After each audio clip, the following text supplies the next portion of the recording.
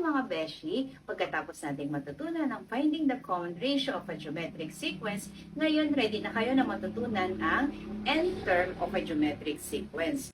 So dito sa given example natin, find the 10th term of the geometric sequence 6, 12, 24, 48, and so on. Step 1 na gagawin lang natin is identify natin yung mga given values. So A1, which is the first term natin dito sa given problem, which is 6, and 10 yan kasi ang hinahanap natin ay 10th term. So yung R natin, yung common ratio which is 2, paano nakuha?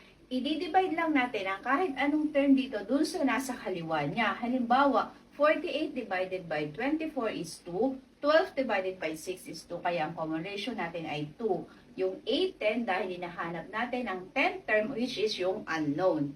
Step 2 is substitute lang natin siya dun sa kanyang given formula which is AN is equal to A1 times R raised to the N minus 1. So A, yung value ng N, 10 is equal to A1, value niya is 6, R 2, N minus 1, 10 minus 1. A10 is equals to 6 times 2 raised to the 9th power. A10 is equals to 6 times 500. 2 raised to the 9th power is 512. Nakuha yan. I-times lang natin yung 2 ng 9 times sa sarili niya. So, ang value ng 10th term natin is 3,072.